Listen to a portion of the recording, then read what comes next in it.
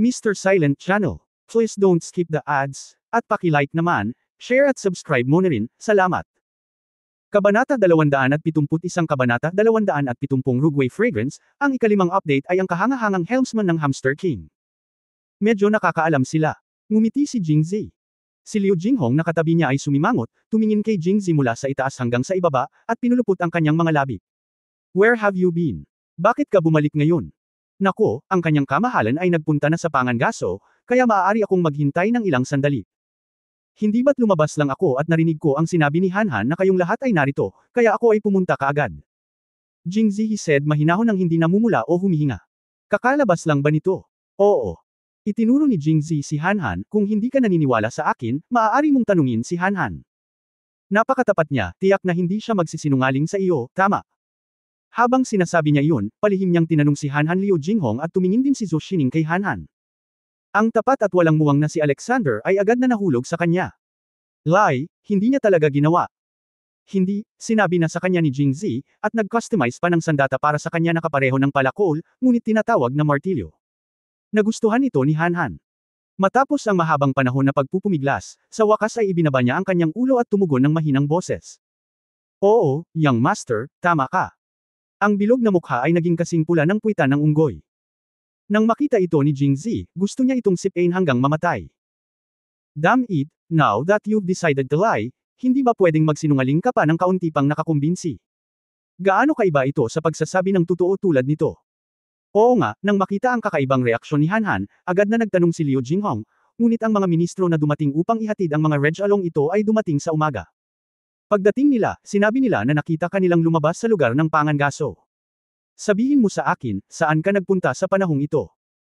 Sa sandaling ito, si Liu Jinghong ay parang isang tiktik, nagtatanong ng mga detalye, na nagpapawis kay Jingzi. Talaga? Baka mali ang nakita mo. Maaaring mali ang nakikita ng isang tao, ngunit kung sasabihin ng lahat, sa tingin mo ba ito ay isang pagkakamali? Pinunasan ni Jingzi ang kanyang pawis at hindi sumagot, ngunit nagtanong, ikalimang kapatid na babae, sino ang mga ministrong ito? Maaari mo bang isulat ang isang listahan ng mga ito para sa akin? Ano ang gusto mong gawin? Naghihinalang tanong ni Liu Jinghong. Huwag kang gumawa ng anuman. Binigyan nila ako ng napakaraming mapagbigay na regalo.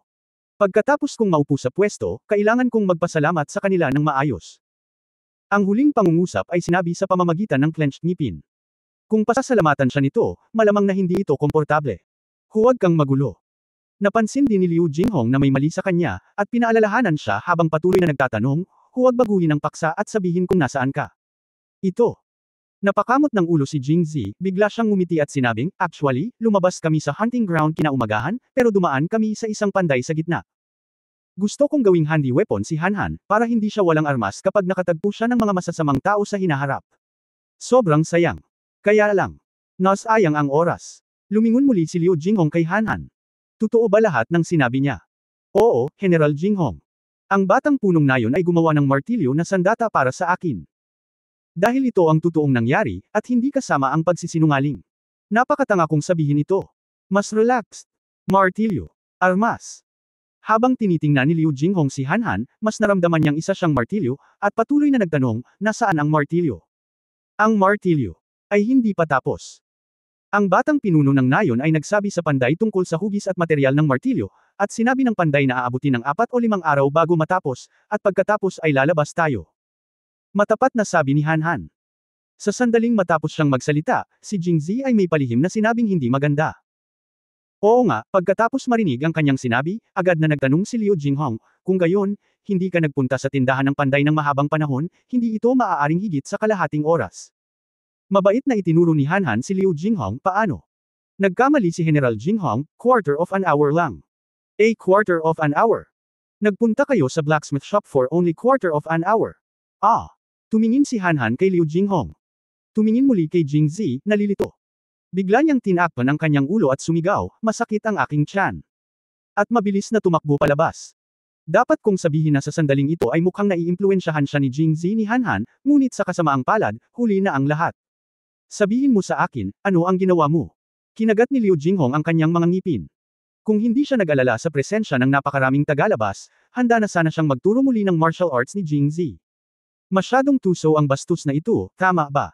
Ang tagal ko siyang hindi nakita kaya nag-private meeting siya sa may-ari ng garden. At saka, sino ang may-ari ng hardin na ito? How dare you seduce my brother? Huwag mong hayaang mahuli kita. Hoy, ang ganda nitong mga regalo ng pamangkin ko. Nagmamadaling nagdadahilan si Jingzi. Sa oras na ito, nagsalita si Mrs. Zhu na pinutol ang awkwardness. Si Jingzi ay hindi kailanman nagpapasalamat kay Ginang. Zhu gaya ngayon, at agad na sumagot, noong huling pagpunta ko sa bahay, wala ang aking tiyuhin.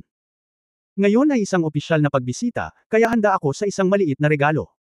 Sana ay hindi ito magustuhan ng aking tiyuhin. Inis ka ni Zutong ang ilang barya. Ang isang mabilis na sulyap sa kahon ng regalo ay nagpakita na ang packaging ay katulad ng mga kahon ng regalo sa mesa, ngunit sa mas malapit na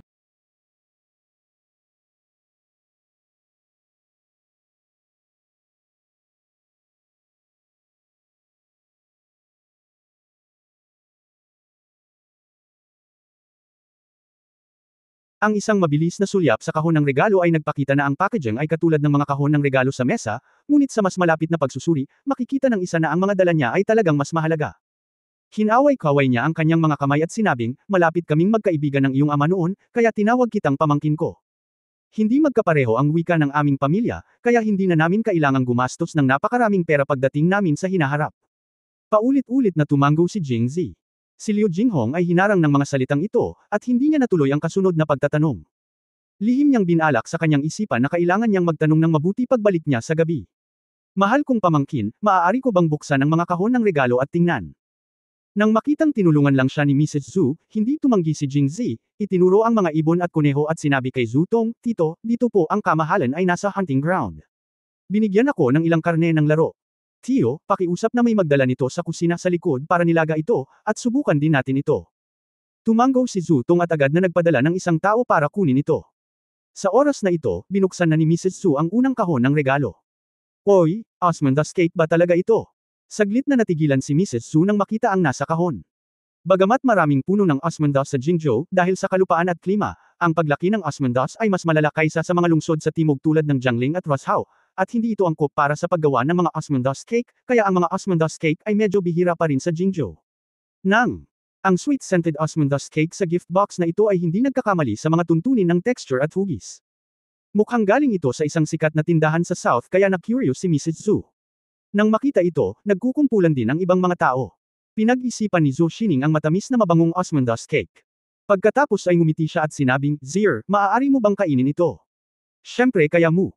Hindi masyadong inisip ni Jingzi ang tungkol dito, higit sa lahat dahil hindi niya naiintindihan ang mga detalye at inisip na isa lang itong ordinaryong Osmanthus cake.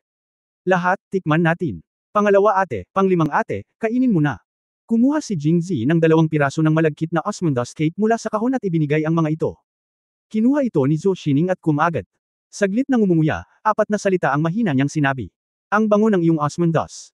Chapter 272 Sinong babae ang nagbigay nito sa akin? Unang update. Nagtanong muli si Jingzi dahil hindi pa niya narinig ang pangalang ito. Ano ang Rugi Piaoxiang? Dahil iba-iba ang kalidad ng Osmanthus. Ang tanging lugar sa Angguo na maaaring gumawa ng magagandang Osmanthus cake ay Jiangling at Roshao. Ang pinakasikat na tindahan para sa paggawa ng Osmanthus cake ay nasa Roshao, na tinatawag na Roshao. Ang bango ng Osmanthus. Sinabi ni Zhou Xining, na itinuro ang isang mahina at pinongberde na salitang, Ru, sa likod ng takip ng kahon ng regalo, at sinabing, kasama ang kakaibang hugis at lasa ng Osmanthus cake na ito, bukod kay Ru bukod sa Gui Piao Siyang, natatakot ako na walang ibang tindahan ang makakagawa nito. Matapos marinig ang sinabi ni Zhou Xining, hindi napigilan ni Jingzi na humanga sa kanyang kaalaman, marami siyang nasasabi sa pamamagitan lamang ng pagtingin sa kanya. Sa oras na ito, sinabi rin ni Zutong, ang halimuyak na ito ng Ru Gui Piao ay napakahalaga at masarap. Natikman ko lang ito nang magdala si Zining ng isang kahon mula sa Roshao. Masyadong mabigat ang Reg Along ito mula sa aking pamangkin. Nagmamadaling ngumiti si Jingzi at ikanaway ang kanyang mga kamay, Tito, seryoso ka. Napakabait ng pamangkin ko sa pangalawang kapatid ko, gaano man ako kaanak. Hinding-hindi ako magiging masyadong anak sa iyo. Ito ang totoo. Ang dahilan kung bakit niya binigyan ng mukha si Zutong ay dahil sa inampon niya si Zhou Xining, kung hindi siya matatakot kay Teifu Bai Qingyuan, kaya bakit siya matatakot sa kanya, isang neutral na punong ministro. Si Zhou Xining, na nakatayo sa tabi niya, ay bahagyang naantig matapos marinig ito, ngunit habang gumagalaw pa rin, nagtanong siya ng isang mahalagang tanong, Zir, saan ka nakabili ng ganoon kamahal na regalo? Ako ay. Kapag ikaw sa sandaling magsabi ka ng kasinungalingan, kailangan mong gumamit ng hindi mabilang na kasinungalingan upang pagtakpan ito. Ngayon lang napagtanto ni Jingzi ang katotohanan ito. Nang siya ay nag-iisip na maghanap ng tindahan na nakita niya sa kalye, nagbigay si Zhou Xining ng isa pang, mainit, na paalala, ang rugi Piaoxiang ay hindi lamang mahalaga ngunit mayroon ding napakababang output. Hindi ito ibinebenta sa labas ng Roshao. No, saan mo binili ang kahon na ito? Oh! Pagkatapos ay itinaas niya ang kanyang kilay at sinabi na may kaparehong hindi nasisiyahang ekspresyon gaya ng kay Liu Jinghong ngayon, sino bang babae ang nagbigay nito sa iyo? Bakit hindi mo irekomenda sa iyong mga kapatid na babae? Tingnan din natin itong mabuti. Naramdaman ni Jingzi na parang nakaupo siya sa wax, at biglang may dumating na inspirasyon sa kanya, pangalawa ate, mali ka. Kahit gusto kong ibigay ito sa akin ng babae, kailangan nila, di ba? Agad siyang pinandilata ni Liu Jinghong, bastard, naglakas loob ka pa ring mag-isip. Umiling si Jingzi at nagpatuloy, hindi ito dahil naawa sa akin ang kamahalan nang makita niyang nanalo ako sa unang pwesto sa Mid-Autumn Poetry Competition at Martial Arts Test. Nakagawa na ako ng napakahusay na kontribusyon ngunit hindi pa nabibigyan ng gantimpala. Kaya't ibinigay ko ang mga kahon ng regalo bilang maagang gantimpala. Natuwa si Jingzi nang makita niyang nag-iisip ang lahat pagkatapos makinig, ngunit lihim niyang sinumpa si Yu Haixing, Dam, handa ka talagang gumastos ng pera para habulin ang babae na may napakagandang regalo. Sayang lang ang babaeng gusto mo ay babae ko. Bagamat medyo nag-aalinlangan pa si Zhou Xining, tila wala na siyang maisip na ibang paliwanag bukod dito. Saan makukuha ng mga ordinaryong tao ang mga ito? Sa oras na ito, nagsimula ng mag-isip si Mrs. Zhu tungkol sa ideya ng pangalawang kahon ng regalo. Katatapos lang ni Jingzi sa unang antas at bago siya nakahinga ng maluwag, narinig niya itong muling nagsalita, Hoy, kilala ko ang isang ito, ngunit ang pamilya Zhou sa Roshao ang Wanwuyun brocade sa Bufang. Nakita ko itong isinusuot ng iba noon, at naiinggit ako dito, ngunit hindi ko inaasahan na makikita ko ito ngayon. Sinulyapan niya si Jingzi, at nang makita niyang mukhang hindi maganda si Jingzi, binawi niya ang kanyang kamay. Tumingin si Zutong at sinabing, ang Wanwuyanjin ay higit na mahalaga kaysa rugi Piaoxiang. Kung hindi ito isang malaking lokal sa Roshao, maaari lamang itong pag-aari ng maharlikang pamilya. Mukhang ito ay talagang gantimpala mula sa iyong kamahalan. Iba matapos marinig ito, tanging sina Liu Jinghong at Zhou Xining lamang ang nagkaroon ng bahagyang pagbabago sa kanilang mga ekspresyon nang marinig nila ang Zhou Bufang, ngunit itinago nila ito ng mabuti at ito ay panandalian. Nang marinig ni Jingzi ang sinabi ni Zutong para sa kanya, labis siyang naantig. Naisip niya na dapat tapusin ang usapin ngayon, at nagplanong sabihin kay Zutong na gusto niyang ibalik niya ang kahon ng regalo sa inner room at tingnan ito sa gabi. Ngunit bago pa siya makapagsalita, inabot na ng mabilis na kamay ni Mrs. Zhu ang huling kahon ng regalo. Sa oras na ito, bigla siyang nagising, ngunit huli na ang lahat. Dahil, ang ikatlong kahon ng regalo ay binuksan. Hoy, ito. Nakita ni Ginang Zhu ang serye ng mga pampaganda ng babae tulad ng Rouge at Goek sa kahon ng regalo. Bagamat nagustuhan niya, tahimik pa rin niyang isinara ang kahon. Ginantimpalaan ba ni Emperor An ng Rouge at Goek ang isang walang asawang lalaki at babae? Hindi alintana kung ang iba ay naniniwala o hindi, si Ginang Zhu ay tiyak na hindi naniniwala dito. Sa wakas ay naunawaan na niya kung bakit masama ang tingin sa kanya ni Jingzi nang buksan niya ang kahon ngayon, at kung bakit patuloy na nagtatanong sina Zhou Xining at Liu Jinghong tungkol sa babae. Gayunpaman, naiintindihan niya na sa kasalukuyang kasikatan at hitsura ni Jingzi, hindi nakakagulat na ang mga babaeng hindi umalis sa korte sa Jingzhou City ay humanga sa kanya. Hoy, bakit mo siya sinaktan nung una at malabo ka? Bamantong hininga si Mrs. Zhu sa loob, pagkatapos ay tumabi at ibinigay ang entablado kay Jingzi. Nagtipon-tipon na sina Zhou Xining at Liu Jinghong at muling binuksan ang kahon ng regalo. Nang makita nila ang Rouge at Goek sa loob, tumingin sila kay Jingzi na may mga mata na tila cannibalistic. Manahimik at huwag magpanik. Huminahon si Jing Jekhiang, bakit, kakaiba para sa isang maringal na monarko ng isang bansa na magdala ng ilang gamit sa banyo kapag nagbibigay ng mga regalo. Nagkatinginan ang dalawang babae at tumango. Well, kakaiba. Sir, nandito na po si Mr. Chen. Hindi akalain ni Jingzi na ang taong nagligtas sa kanya mula sa apoy at tubig ay si Chen Jianan, isang lalaking laging may kakayahang masampal sa mukha. Malungkot na taong kasangkapan. Kasunod ng anunsyo, pumasok si Chen Jianan, nakasuot ng puting roba. Okay, mamaya na natin pag-usapan ang iba. Itinaas din ni Zutong ang kamay ni Jingzi, iniisip kung paano ito haharapin sa ibang pagkakataon ay depende sa iyong sariling kakayahan.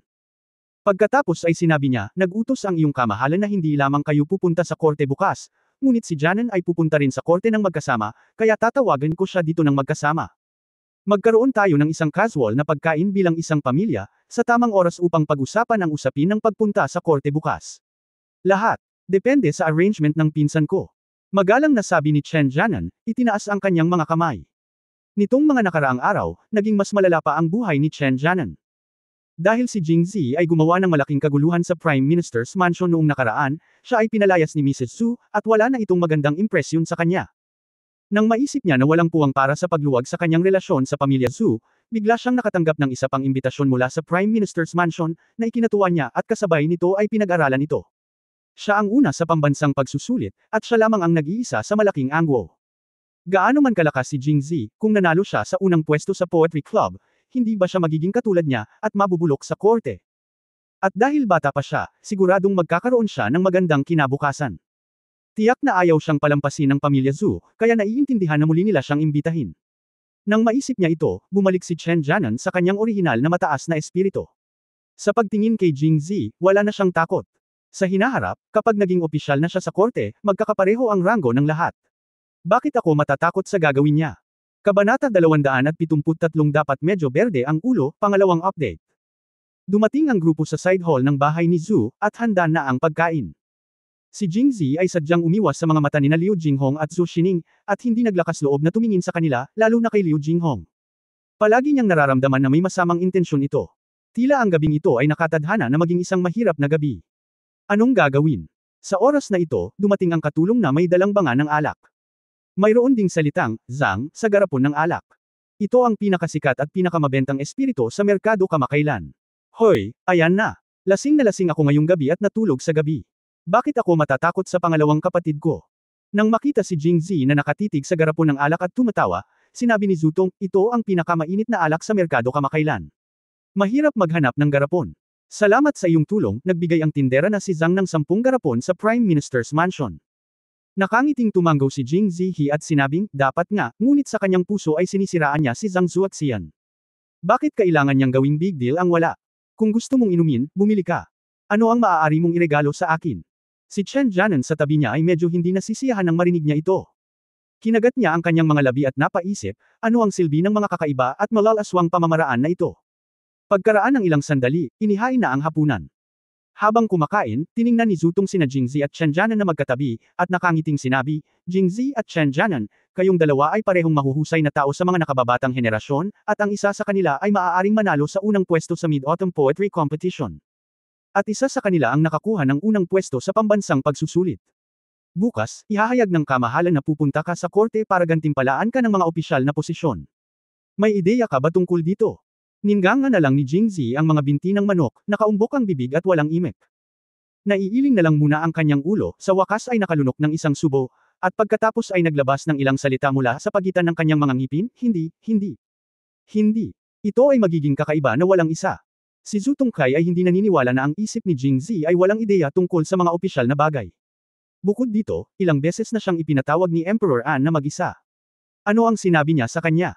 Hindi kailanman naisip ni Zhu Tong ang tungkol dito, ngunit ngayon ay naramdaman niyang napakaposible na ang tinatalakay sa kanya ni Emperor An ay tungkol sa kanyang opisyal na posisyon, kaya sinadya ni Jingzi na, hindi, ngayon.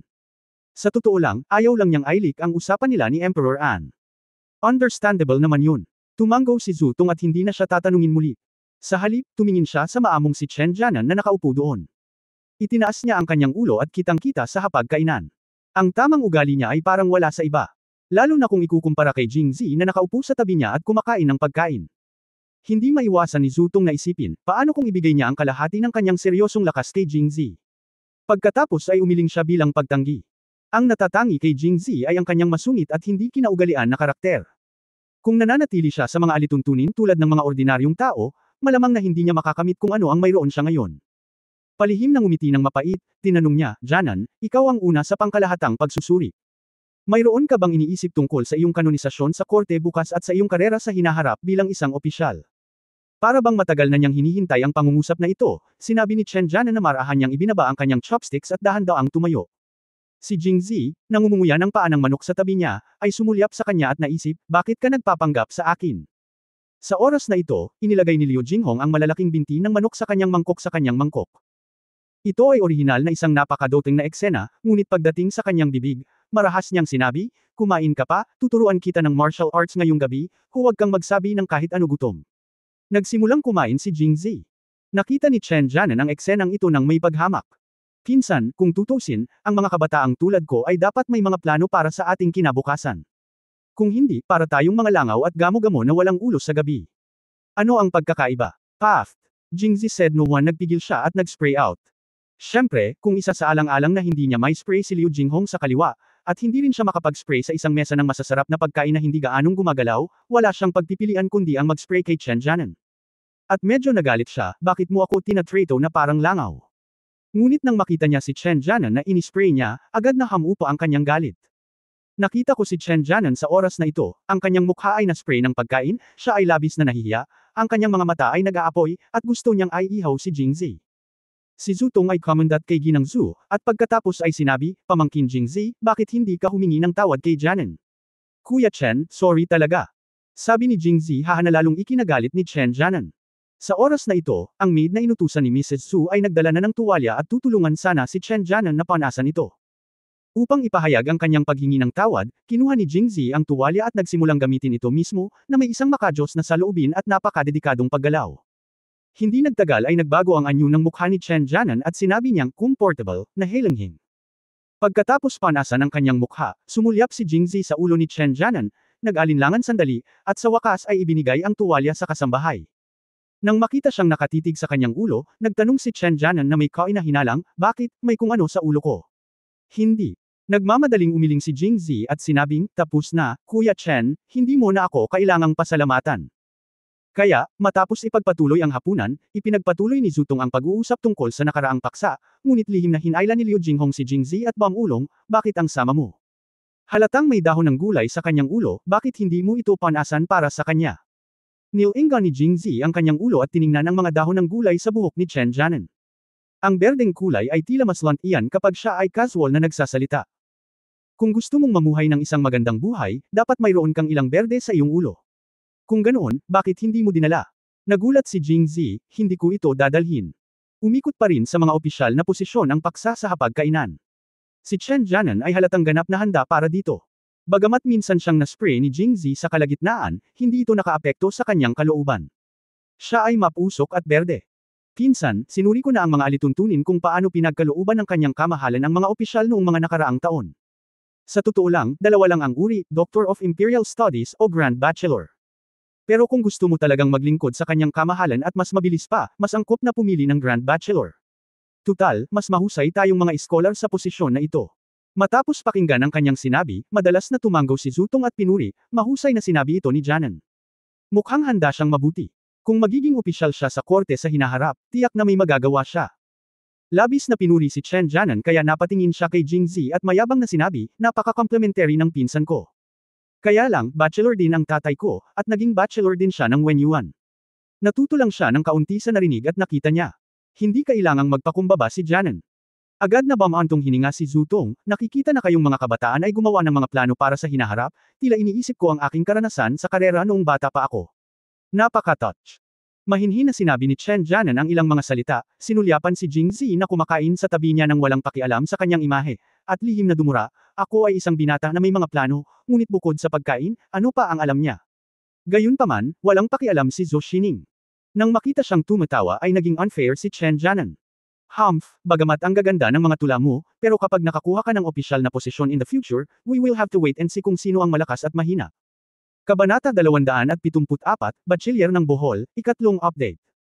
Mr. Jing, nakikita kong hindi ka nagmamadali. May mga ideya ka ba tungkol sa opisyal na posisyon sa mahabang panahon, ngunit ayaw mo lang sabihin sa amin? Tumingin si Chen Jianan kay Jingzi at sa dalawang babae. Lalong nagalit ang kanyang mga kilay, at sa sobrang galit niya ay nakalimutan niya ang karanasang masampal sa mukha sa tuwing nakikita niya si Jingzi. Sa wakas ay hindi na niya napigilan at nauwi sa pagtatanong kay Jingzi. Brother Chen, hindi ako kasing kapangyarihan mo. Hindi naman mataas ang requirements ko. Ibibigay ko lang ito sa isang taong may mas malaking opisyal na posisyon, mas maraming karapatan, ngunit mas kaunting mga bagay na dapat gawin. Hindi ito sineryoso ni Jingzi at casual na sinabi. Hindi ba ito masyadong demanding? Gusto mo lang hilingin na direktang maging emperador. Ngumisi si Chen Jianan, iniisip na magaling lang siya sa tula at walang gaanong alam tungkol sa opisyal. Paano niya palalampasan ang pagkakataong ito para magpakitang gilas? Oh, ngayon na ang pagkakataon ko para makabalik. Nag-o-overthink si Mr. Jing. Ngayon ko lang sinabi sa pinsan ko na kung gusto nating maging opisyal sa korte, dalawa lang ang pagpipilian. Doctorate lang sa TESO at bachelor's degree. Ako nga pala ang una sa exam. Pwede akong pumili ng isa sa kanila, pero ikaw, dahil hindi ka kumuha ng entrance exam sa kolehiyo at ikaw lang ang mananalo ng bachelor's place. Hindi ito random na usapan ni Chen Jianan, ngunit ang resulta ay batay sa mga tuntunin ng mga taong ito. Grand Scholar. Okay lang. Gaya ng Grand Scholar ng Song Dynasty, palagi kang makikita sa tabi ng kanyang kamahalan. Napakahusay. Mr. Jing, masyado kang maraming iniisip. Umiling si Chen Jianan at bahagyang hinamak, sa palagay mo, ang lahat ba ng dakilang iskolar ay maaaring maging katulad ng dakilang iskolar ng dinastiyang Song? Sa buong Angwo, mayroon lamang isang ikalawang imperial na iskolar, ang dakilang iskolar ng dinastiyang Song. Ang aking ama ay isa lamang ika-4 na ranggo na iskolar ng Wen Yuan sa buong buhay niya. Ganyan ba kadaling gawin ng dakilang iskolar? Lumalabas na maraming opisyal na tinatawag na Grand Scholar sa Angwo, ngunit maraming grado sa mga Grand Scholars. Halimbawa, ang pinakamataas ay ang pangalawang baitang Hanlan Grand Bachelor, na sinusundan ng ikatlong baitang Wuying Grand Bachelor, at ang ika-4 na baitang Wenshi. Nariyan ang Yuan University Bachelor at ang ika-5 baitang Wenhua University Bachelor. Ang pinakamababang baitang ay ang ika-6 na baitang Bohei University Bachelor. Pagkatapos ng lahat, ang isang bachelor ay talagang isang senior secretary na tumutulong sa emperador. Siya ay katulad ng punong ministro. Gayunpaman, siya ang pangunahing responsable para sa paunang pagsusuri ng mga alaala at pagrepaso sa mga alaala na inisyu ng emperador. Sa makatuwid, ang isang bachelor ay kinakailangan na hindi lamang magkaroon ng mahusay na mga kasanayan sa panitikan, kundi pati na rin ang kakayahang hulaan at hatulan ng mga pambansang kaganapan ng maaga. Gayunpaman, ang tanging tao na direktang nakipag-ugnayan kay Emperor An ay si Song Jimao, ang Hanlan Bachelor. Ang iba pang mga bachelor ay may malinaw na dibisyon ng paggawa at nagsilbi sa kanilang nakatataas na mga bachelor. Sa ilalim ng pinakamababang antas ng 6th grade Bao at Grand Bachelor, mayroon talagang isang uri ng walang ranggo na Grand Bachelor. Karamihan sa mga taong ito ay pinili mula sa mga bumagsak sa taunang pangkalahatang pagsusuri, at sila ang may pananagutan sa ilang mga gawain.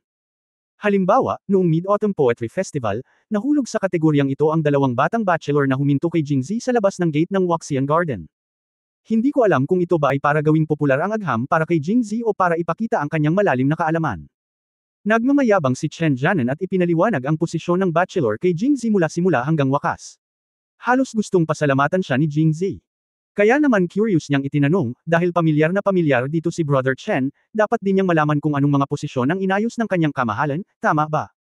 Medyo proud si Chen Jianan, 6th grade Bachelor of Baohei. Bachelor of Baohei. Yung nasa baba. Hindi masyadong maganda. Nang marinig ito, umiling si Jingzi, labis na bigo.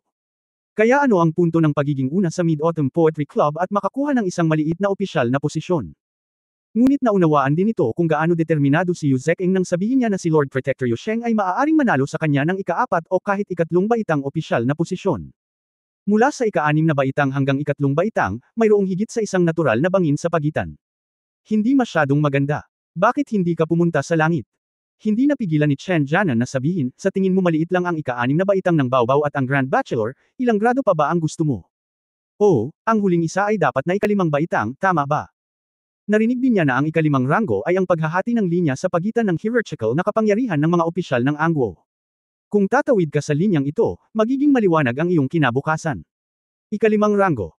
Ngumisi si Chen Jianan, napakadali ba para sa iyo na makakuha ng opisyal na posisyon sa ika-5 ranggo? Noong lumahok ang aking pinsan sa patimpalak ng tula, naging blockbuster siya, ngunit sa huli ay nakakuha lamang siya ng opisyal na posisyon sa ika-6 na ranggo.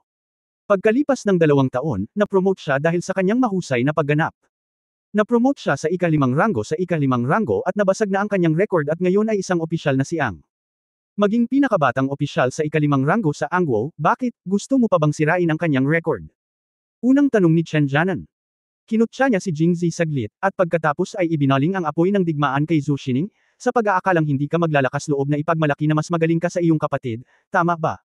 Habang iniisip ko ito, mas nagiging rational ang nararamdaman ko. Ngunit bago pa makasagot si Jingzi, mahinahong sinabi ni Zhu Xining, napakakaraniwan para sa isang nakababatang kapatid na lampasan ng isang nakatatandang kapatid na babae. Bukod dito, malaki ang kontribusyon ni Zier sa pagkakataong ito. Hindi siya isang taong may kukumpara sa unang pwesto sa pagsusulit. Kahit na ang iyong kamahalan ay talagang magbigay ng isang opisyal na posisyon sa ika-5 baitang, iyon ang dapat. Nang makitang ipinagtanggol ni Zhu Xining si Jingzi sa ganitong paraan, si Chen Jianan ay naiinggit at nagseselos, at ang kanyang mukha ay namula. Dahil hinarang ni Emperor An ang balita, hindi niya alam ang tungkol sa malawakang pagkatalo ni Jingzi sa Southern Qianlu Army sa larangan ng kompetisyon, kaya may kinikilingan ang pagsusuri. Nang makitang lalong tumitindi ang talakayan, namagitan si Zutong sa tamang oras, Janan, napaka-confident mo pagkatapos makinig sa iyong mga salita. Naplano mo na ba ang lahat pagkatapos mong maging Bachelor of Bohol? Agad na sinabi ni Chen Janan na may kumpiyansa, sa totoo lang, tama iyan. Hindi talaga ito plano, gusto ko lang gumawa ng higit pa at matuto pa. Magandang punto. Pinuri ni Zutong, bagaman ang ranggo ng Grand Bachelor ng Bohei ay hindi mataas, siya ay may pananagutan sa maraming bagay na walang kabuluhan. Bukod dito, karamihan sa mga kasalukuyang Grand Bachelor ng Bohei ay mga matandang opisyal na ipinadala mula sa lokal na lugar at walang mga ambisyon. Naninirahan dito, mas kakaunti ang mga tao na napaliwanagan gaya ni Janan. Medyo nasa sabik si Chen Janan matapos purihin ni Zutong. Sa totoo lang, kapag mas marami kang natututunan at nagagawa, mas mabilis kang umunlad. Minsan kung natukoy na sa loob ng 5 taon ay mapopromote ako sa unang ranggo at magiging 5th rank Wenhua Bachelor. Pagkatapos sa edad na 40, magiging 4th rank Wenyuan Bachelor ako. Nagsalita si Chen Janan ng may damdamin, ngunit si Jingzi ay nahulog sa antok at humikab ng ilang beses, na nagkataong nakita ni Chen Janan. Mukhang mataas ang ambisyon ni Mr. Jing at mababa ang intensyon. Natatakot ako na madismaya siya kapag pumunta siya sa korte bukas. Pero huwag kang mag-alala, Mr. Jing. Simula ngayon, ikaw at ako ay magiging magkatrabaho na. Sa ating relasyon, mas matutulungan kita. At pagkatapos kong ma-promote, mas aalagaan kita. Kapag pinag-uusapan ang tungkol sa relasyon, sinasadya ni Chen Janan na sumulyap kay Zhou Xining, na nagpapakita ng pakiramdam ng pagiging superior.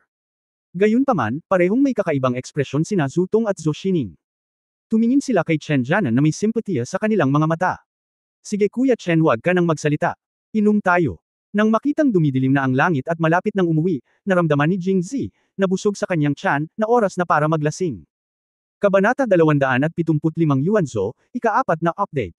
Mr. Jing, hindi ako magaling uminom. Si Chen Janan ay maaaring uminom ng ilang alak, ngunit hindi pa siya nakatikim ng matapang na alak. Nabalitaan niya na hindi naman mababa ang alcohol content, plus may iinuman na naman bukas. Ayaw niya talagang makipag-inuman kasama si Jingzi kapag liligawan niya. Huwag kang magsalita ng walang kaparirikan. Yung Joe ka rin. Pangalawang talented na tao. Paano magkakaroon ng talentadong tao na hindi marunong uminom? Habang sinasabi niya ito, nagbuhos na si Jingzi ng mangkok para kay Chen Janan. Teka, lalaki ba siya? Kung lalaki siya, tangahan mo na lang siya. Si Chen Janan ay nag-aalangan at galit na galit pa rin. Lalaki man ang labor o hindi, ano ang kinalaman nito sa pag-inom? Bilasan mo. Nagpatuloy si Jingzi sa paghihimok at nagsimulang magsalita ng walang kaparirikan. Hindi aktibo sa pag-inom. Na may berdeng ulo sa iyong ulo, maaari kang uminom ng isang asno. Pagkatapos ng ilang mapanirang salita, hindi makaalis si Chen Janan sa tigre. Kailangan niyang uminom kahit hindi siya umiinom. Lalo na't lalo siyang nakinig, lalo siyang nagalit. Lihim na determinadong ibuhos si Jingzi, at uminom ng malakas. Gayunpaman, ang isang taong gustong magpalasing sa iba ay hindi mas mahusay kaysa sa isang taong gustong malasing sa unang lugar. Sa loob ng ilang sandali, si Chen Janan ay nakahiga sa mesa, kasing lasing ng isang patay na aso na may berdeng ulo sa ulo nito. At medyo naguluhan si Jingzi. Logically speaking, marami siyang nainom at dapat matagal na siyang lasing pero ngayon ay hindi niya naramdaman. Napapabuntong hininga na lang siya na napakaganda ng pag-inom ng jujube pills. Ang kanyang pisikal na fitness ay bumuti ng higit sa kaunti, at maging ang kanyang pag-inom ng alak ay bumuti. Nadagdagan lahat. Ngunit hindi niya maiwasang malasing ngayon, at hindi siya nangangahas na hindi lasing. Sa paghusga sa hitsura ni Liu Jinghong, tinatayang hindi maiiwasan ang isang interogasyon. Kaya naisip ito ni Jingzi at humiga sa mesa. Ang isang punto ay nakasalalay sa alak, 9 na puntos ay nakasalalay sa pag-arte. Tumingin si Zutong sa kanilang dalawa, umiling at nakangiting sinabi, masyado ka pang bata. Napakataas ng alcohol content, at kailangan mong uminom ng napakaraming mangkok, kakaiba ang hindi malasing. Tumango rin ang iba, sang-ayon. Si Liu Jinghong, na nakatayo sa tabi niya, ay nakatitig kay Jingzi. Palagi niyang nararamdaman na hindi siya ganoon kanatural kapag natamba siya ngayon, ngunit wala siyang makitang mali, kaya napangiwi siya sa pag-iisip. Dahil lasing na silang lahat, tumigil na tayo dito ngayon. May pinapaayos si Madam ng ilang kwarto, at pwede silang lahat dito mamayang gabi. Okay, sir. Sana, Prime Minister, hindi na kami ni Zier. Malayo ang pamilya namin sa bahay. Hindi naman malayo, bumalik ka na lang. Pero nakainom na ang pamangkin ko. Ayos lang. Sabi ni Liu Jinghong, tumayo at binuhat si Jingzi. Napatingin sa kanya ang mga tao sa mesa. Napatulala. Nakakatakot si General Jinghong. Siyempre, si Hanhan ang talagang naghatid kay Jingzi pauwi sa huli. Habang naglalakad siya papasok ng bahay, patuloy na nakatingin si Liu Jinghong kay Jingzi na nanginginig ngunit hindi makalat na mga hakbang mula sa likuran. Kinurot niya ang baba niya at biglang nagningning ang mga mata niya. Tumayo ka. Hanhan, hayaan mo akong gawin ito. Sa sandaling binuksan ni Hanhan ang pinto at walang oras na humakbang papasok, humakbang pasulong si Liu Jinghong. Sige, ibigay mo na. Tutulungan ko lang siyang pumasok. Matulog ka na. Oh, pumayag naman si Hanhan at umatras. Itinaas ni Liu Jinghong ang braso ni Jingzi, naramdaman ang bigat ng kanyang katawan, at sinabi habang naglalakad, hanggang kailan ka magpapanggap? Tumigil ka na sa pagpapanggap, matagal ko na itong nakita. Ha, hinding-hindi mo magising ang taong nagpapanggap na lasing. Pagdating niya sa kama, upang pagbutihin ang kanyang kakayahan sa pag-arte, nang ilagay ni Liu Jinghong si Jingzi sa kama, nahulog si Jingzi sa kama. Ilang ulit na sinubukan ni Liu Jinghong, ngunit napakapit ni Jingzi ang kanyang braso at nabigo. Kinailangan niyang damaykit sa kanya, bumubulong pa rin sa mahinang boses, "Hoy, posible bang talagang lasing siya?" Lasing.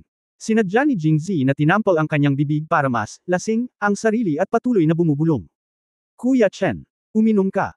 Si Liu Jinghong, na nakakapit sa kanya, ay natahimik sandali, at tila kinakausap ang sarili, mukhang lasing na talaga siya. Pagkasabi nito ay bigla niyang inangat muli ang ulo niya sa kalahati. Itinaas niya ang kanyang katawan at bamulong, sabi nila nagsasabi ka ng totoo kapag lasing ka, kaya't susubukan ko ngayon para makita kung lasing ka ba talaga o nagpapanggap lang na lasing. Si Jingzi, na nagpanggap na lasing, ay medyo tanga. Parang tigre na ang sinasakyan namin at hirap bumaba.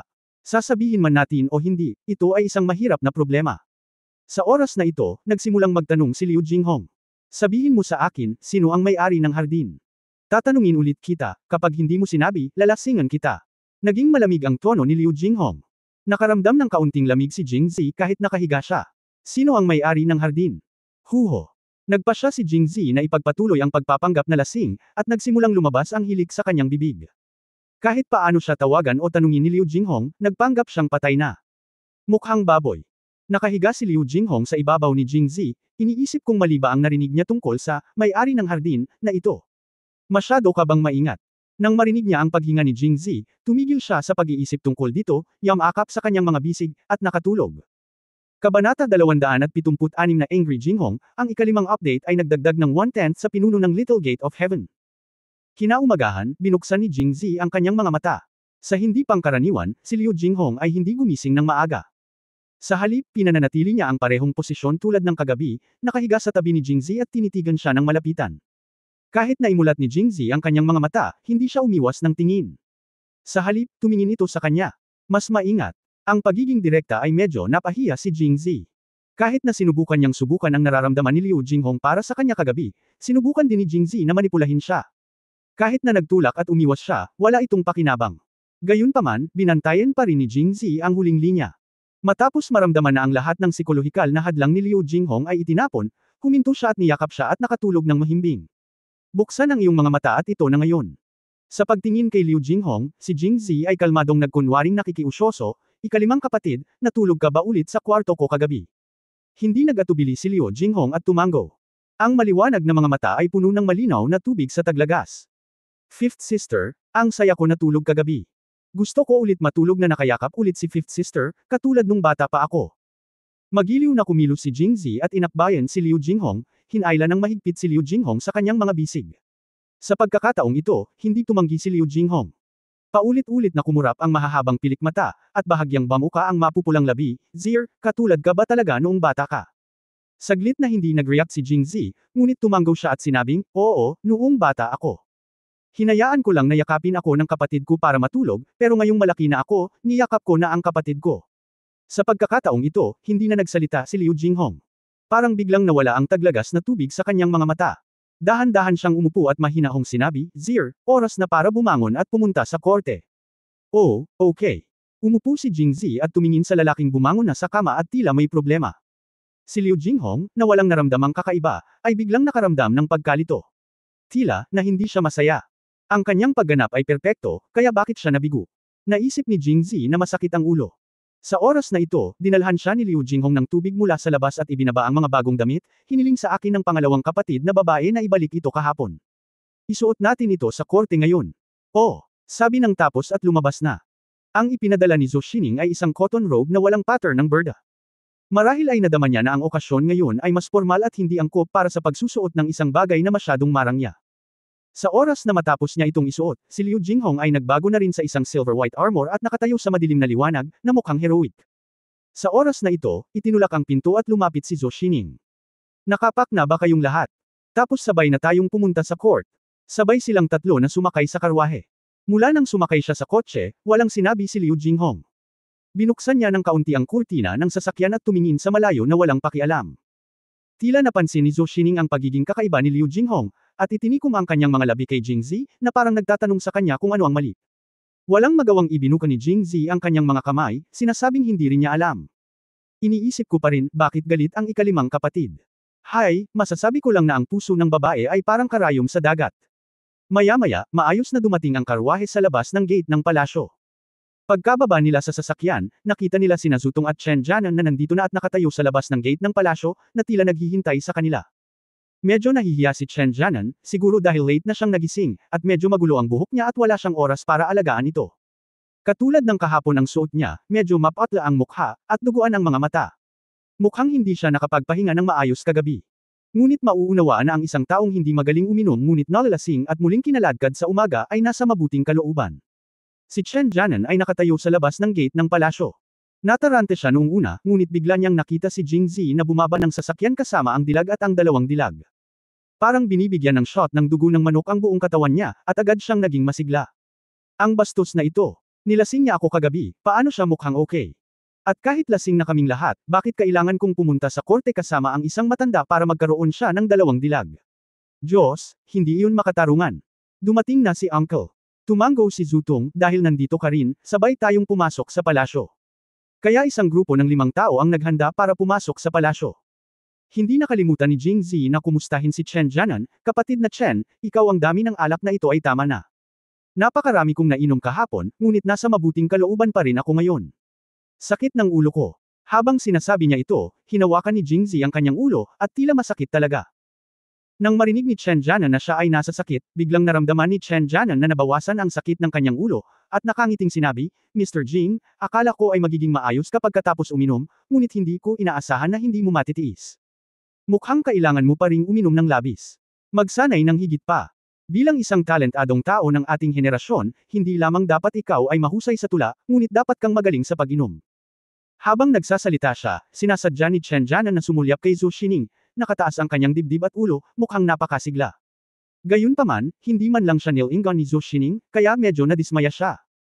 Tiningnan siya ni Zutong ng ilang beses, at pagkatapos ay kay Jingzi. Hindi niya hahatulan kung sino ang may mas mahusay na kapasidad sa pag-inom. Muli niyang ipinilig ang kanyang ulo, iniisip na maaaring pag-usapan ni Jingzi ang mga bagay na mag-isa kay Emperor An at matinding talunin ang ikatlong prinsipe ng Southern Qi. Sa ganoong pag-iisip, tila hindi sapat si Chen Jianan. Ngunit gusto pa rin siyang gamitin ni Chen Jianan bilang isang haka-haka na kaaway. Hindi niya alam kung dapat ba niya itong kawan, pero ayos lang. Kung mas malakas ang kalaban, mas malaki ang kanyang pagunlad. Hindi nagalit si Jingzi matapos marinig ito, at ikanaway ang kanyang mga kamay at sinabing, tama si Brother Chen. Kailangan mong matuto ng higit pa kay Brother Chen tungkol sa mga bagay tulad ng kapasidad sa pag-inom. Pumili tayo ng ibang araw kaysa sa banggaan, o gawin natin ngayon. Pagkatapos ng court, mag-date tayo, at hindi tayo babalik hanggat hindi tayo lasing. Habang sinasabi niya iyon, muli niyang tiningnan si Liu Jinghong, iniisip kung magiging katulad ba siya kagabi pagkatapos niyang malasing, muli. Hehe, inaabangan ko ta. Tila nararamdaman ang kanyang malisyosong tingin, si Liu Jinghong ay hindi naglakas loob na tumingin sa kanya, ang kanyang ekspresyon ay nanatiling walang pakialam, bahagyang itinagilid ang kanyang ulo sa isang tabi, na parang walang nangyari. Ngunit ang pamumula sa kanyang snow white neck ay nagtaksil pa rin sa kanyang kalooban sa oras na ito. Ang orihinal na intensyon ni Chen Jianan ay magpakitang gilas lang, ngunit hindi niya inaasahan na siya pala ang magdudulot ng maraming gulo. Masakit pa rin ang ulo niya. Kung hindi niya kailangang pumunta sa korte, hindi siya aalis sa kama hanggang sa siya ay mamatay. Ngayon siya ay naghihintay na pumunta sa korte ng mabilis at magpahinga ng mabuti upang mapunan ang kanyang lakas. Pagkatapos pumunta sa korte, ipagpatuloy ito. Sakit sa ulo. Mr. Jing. Hindi ko na kailangang panuurin ito ngayon. Bakit, mababa ang tingin sa akin ni Kuya Chen? Hindi, iniisip ko lang. Ngayon lang ba nagyabang si Kuya Chen? Sino ang nagyabang? Chen Jianan sumimangot siya, naramdaman ko lang na mula ngayon, magiging opisyal na tayo ng Imperial Court. Paano tayo makakainom ng alak araw-araw? Paano kung painumin ka ng amo ni Kuya Chen? Bilang isang opisyal, natural na tanggihan ang pahintulot ng iyong amo. Sinulyapan ni Chen Jianan si Jingzi at naisip na hindi mo pa rin ako maaaring maging boss. Hindi ka ba payag na inumin ito? Kapag naging amo mo na ako, tingnan natin kung hindi kita pipilitin na mamatay. Kabanata 277, ginagawa ang iyong negosyo. Unang update. Magandang umaga, Master Jing. Nandito na si Master Jing. Si Master Jing ay kaakit-akit pa rin ngayon. Napakatalino ni Master Jing sa literatura, gusto ko siyang makitang muli. Napakadakila at marilag ni Master Jing, naiinggit ako sa kanya. Iba. Habang si Jingzi at ang iba pa ay nasa pintuan pa rin, maraming karwahe ang sunod-sunod na dumating, at lahat sila ay mga opisyal na dumarating sa korte. Wala daw silang mataas na ranggo. Nang makita nila si Jingzi pagkatapos noon, masigla silang bumati sa akin. Ikinuyong ni Jingzi ang kanyang mga kamao at ngumiti sa kanila. Si Chen Jianan sa tabi niya ay mukhang naiinggit, ngunit hinamak din, hindi ba't siya lang ang nanalo sa unang pwesto sa patimpalak ng tula? Hindi ba't hayaan lamang ang mga taong ito na makinig sa iyong mga tula? Ang galing, mauuna pa ako sa exam. Matapos batiin ng mga taong ito si Jingzi, lumapit sila upang batiin si Zutong ng may paggalang. Pinuri nilang lahat si Zutong at sinabing pinagpala siya. Nangangahulugan lamang ito na si Zhou Xining ay kanyang anak, at si Zhou Xining ay may ganoong kalapit na relasyon kina Jingzi at Liu Jinghong. Ngayon, magkasama silang lahat sa morning court. Maaari mong isipin kung gaano kadali ang kanyang buhay sa hinaharap. Nakangiti ring tumugon si Zutong. Kasabay nito, nagkaroon siya ng ideya na itaguyod ang nakababatang henerasyon. Nang makitang ang Jingzi ay isa ng pambahay na pangalan, itinuro niya si Chen Jianan at sinabi. Ito si Chen Jianan, isang talentadong lalaki mula sa Yongzhou, na nanalo ng unang pwesto sa pagsusulit na ito. Naaalala mo pa ba ang kanyang ama, si Chen Guojiong? Minsan siyang naging bachelor ng Wenyuan University, at kalaunan ay nagretiro at bumalik sa kanyang bayan. Mabuti na lang at namana ng kanyang anak ang kanyang manta. Huwag hayaan ang mga tao na magdidalamhati na ang isang bayani ay nagmula sa murang edad. Ako nga pala, si Jianan, tinatawag din ako ni Jianan, ako at si Jianan. Pinsan. Agad na tumayo si Chen Jianan at sumaludo sa maraming tao. Ang mga taong iyon ay napatingin kay Chen Jianan, nag-isip sandali at sa wakas ay pinuri siya, well, Mr. Chen is not bad, he is. Medyo matangkad. Oo, narinig ko na ang mga tao sa Yongzhou ay matatangkad. Mr. Chen. Hindi masama, hindi masama. Sa sandaling ito, biglang gustong umiyak ni Chen Jianan. Talagang ako ang numero 1 sa Yongzhou. At ngayon ako ay itinuturing na pangalawa sa pinakatalentadong tao. Ako ay mabait, napakamasungit, at may magandang background sa pamilya, at nakuha ko pa ang unang pwesto sa HKCEE. Napakaraming pakinabang. Hindi mo ba nakikita? Paano mo mapupuri ang isang tao sa pagiging matangkad? At saka, advantage ba ang pagiging matangkad? Pinuntahan ni Chen Jianan si Jingzi at nalaman na si Jingzi ay talagang mas matangkad sa kanya, ngunit pinuri ng mga taong ito ang kanyang talento sa panitikan at ang kanyang ugali at hitsura, ngunit hindi ang kanyang taas. Paano ba naman kasi kapag lumapit siya sa akin ay ganito siya? Hoy, hindi ba masakit ang konsensya mo? Kung tutusin, hindi katakataka na ang mga taong ito ay nakatingin lang sa mga ulam. Ang pangunahing dahilan ay upang ihambing ang mga tao sa kamatayan at upang ihambing ang mga kalakal. Nakatayo sa tabi ni Jingzi, si Chen Jianan ay tila kasing liit ng alikabok. Sino ang makakaalala sa kanyang kahusayan? Nahiya siguro sila kaya umalis muna sila pagkatapos mag-usap. Nais ding sumunod ni Jingzi at ng iba pa. Sa oras na ito, marami pang mga karwahe ang dumating, na higit na kahanga-hanga kaysa sa mga ngayon.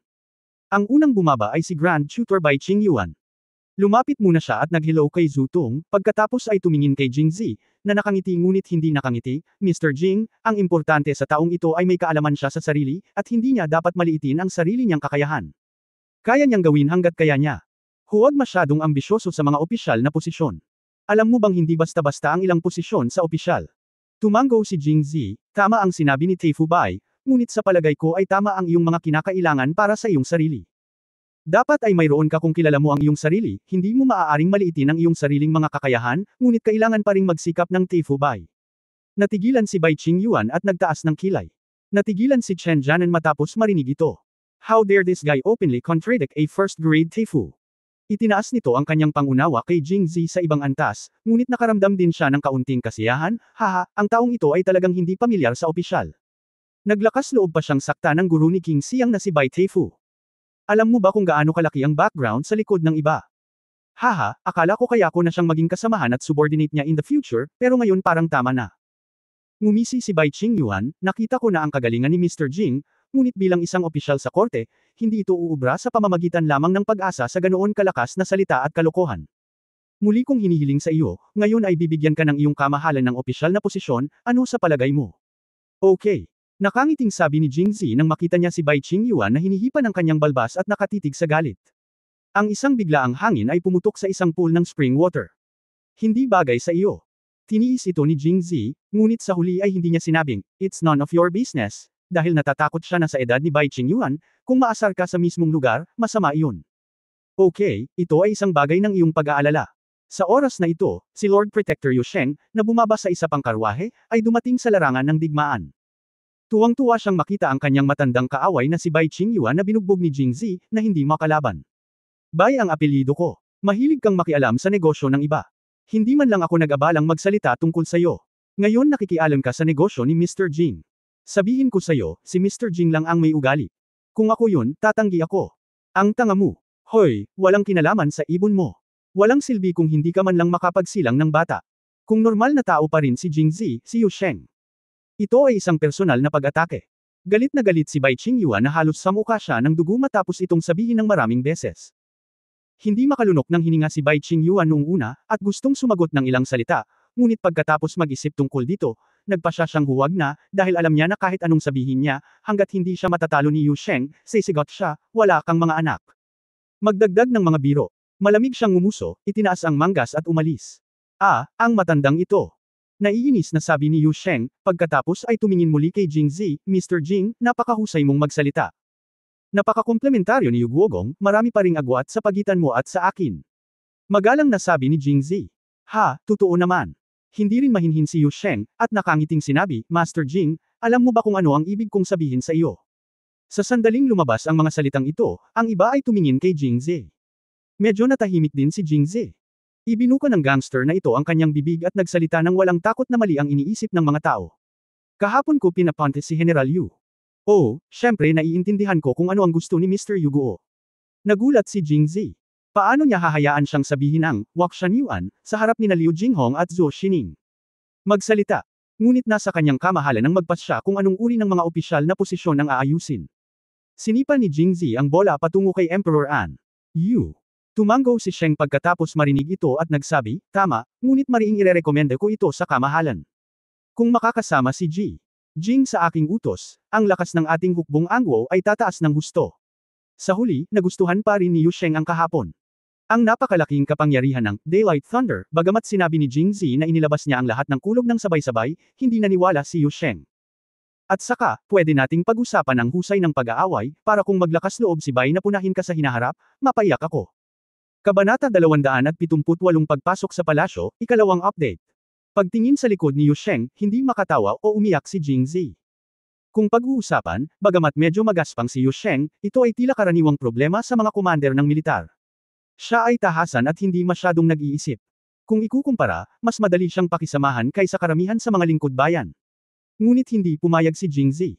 Sumunod, hindi na pumasok si Jingzi, kaya pinigilan siya ni Zutong at hiniling na maghintay, dahil marami pang mahahalagang tao ang dumating sa likuran niya. Lumapit si Haring Siang Sumowo para kumustahin sila, at ilang beses pang tumingin kay Jingzi, dahil hindi pa sila nakakasalamuhan noon, at tumango lang, ngunit palaging nararamdaman ni Jingzi na kakaiba ang kanyang mga mata. Pagkatapos ay naroon ang Prinsipe Sumoyan. Dahil ilang beses nang nagkita ang dalawa at nakainom pa ng alak, mas masigasig siya kaysa kay Sumowo. Mr. Jing, hindi man lang ako nagkaroon ng oras para bumati. Pagkatapos ng kompetisyon sa hunting ground kahapon, iniwan ni Emperor An si Jingzi mag-isa, at si Sumoyan ay walang pagkakataon na makausap siya. Salamat, kamahalan. Ikinulong ni Jingzi ang kanyang mga kamay at nagpasalamat sa kanya. Ngumiti si Sumoyan, tinapik siya sa balikat, tumingin muli kay Zutong, at pagkatapos ay sinabing, magayos ka. At dir-diretsyong naglakad papasok sa palasyo. Sa likod niya ay isang matandang maputi ang buhok, na tila hindi masyadong malakas ang katawan. May umalalay sa kanya. Ito ang prefect na si Li Haoyun na nakilala niya kahapon. Nahulaan agad ni Jingzi kung sino ito. Grandmaster, Hao Junguang. Oo naman, siya ay isang inapo ni Jing Shangshu. Lumapit si Hao Junguang, tumingin kay Jingzi at nagsabi, nabasa ko na ang ilang tula na isinulat ni Jing sa Mid-Autumn Poetry Society. Habang nagbabasa ako, mas nararamdaman kong gumugol ako ng ilang dekada sa gulat. Nakakaawa. Matapos marinig ito, agad na iniabot ni Jingzi ang kanyang kamay at sinabing, Master Hao, gusto ko lang magbasa pa, matuto pa at magsulat pa. Magbasa ng higit pa, matuto ng higit pa at magsulat ng higit pa. Nagsalita ng ilang salita si Hao Junguang, at pagkatapos ay tumawa. Dapat kang magbasa ng higit pa, umunawa ng higit pa, at magsulat ng higit pa. Sa 6 na simpleng salita na ito, sulit na tawagin akong guro. Worry, halos mabao na ang leeg mo sa lupa, huwag mo akong takutin ha. Muling iniabot ni Jingzi ang kanyang kamay, Master Hao, papatayin ko siya. Ilang beses pang tumingin si Hao Junwang kay Jingzi, lalo pang nasiyahan dito, ngunit hindi niya alam kung ano ang naiisip niya, at paulit-ulit na umiling, at tuluyang pumasok sa palasyo sa tulong ni Li Haoyun. Nang makitang walang ibang tao sa likuran nila, naglakad ang grupo ng mga tao patungo sa palasyo.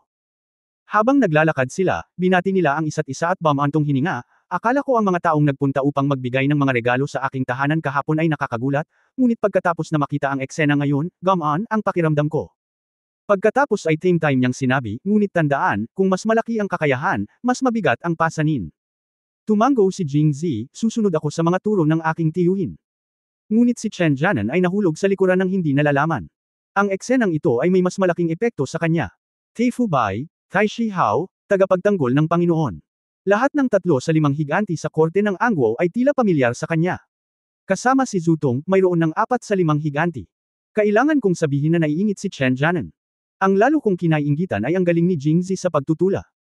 Dahil hindi naririnig ng mga tao sa kanyang antas ang tungkol sa kompetisyon kahapon sa hunting ground. Palagi nilang iniisip na labis nilang pinahahalagahan si Jingzi dahil lamang sa kanyang pagganap sa Mid-Autumn Poetry Festival. Ngunit ang isang bagay na hindi niya kinaiinggitan ay ang kakayahan ni Jingzi na harapin ang mga bagay-bagay ay hindi talaga mataktika. How does you contradict the majestic master? Kung siya iyon, siguradong dinilaan niya ito isa-isa, at walang masasaktan. Sa ilalim ng impluensya ng kanyang ama, naramdaman niyang alam niya ang mga paraan ng pagiging isang opisyal, at lihim na nanumpa na sa kanyang kinis, hanggat pumasok siya sa opisyal, siya ay magiging parang isda sa tubig, na iiwan si Jingzi. Pumasok ang grupo sa palasyo, iniwan sina Jingzi at Chen Jianan sa labas ng Jinluan Palace.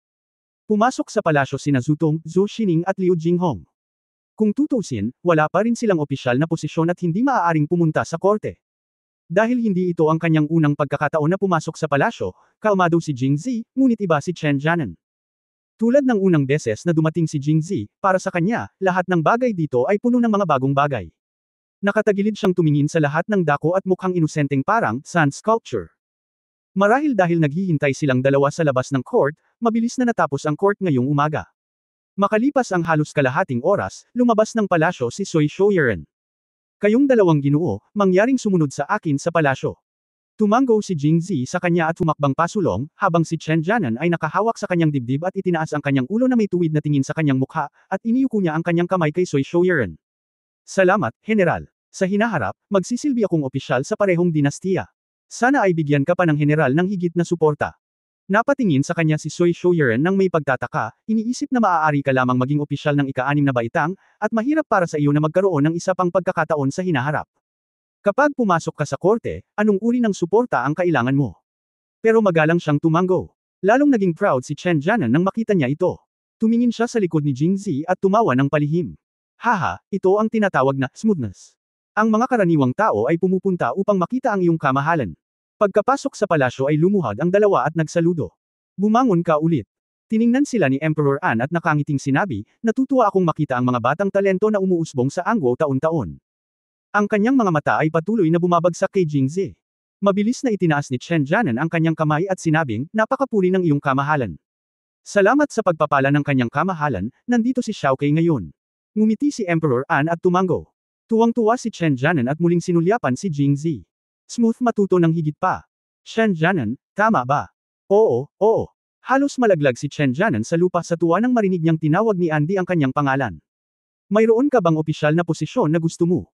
Nang marinig ang paksa, agad na itinuon ni Chen Jianan ang kanyang atensyon at same time na sinabi, kamahalan, oo. Oo, ano? Maaaring may hindi alam ang iyong kamahalan.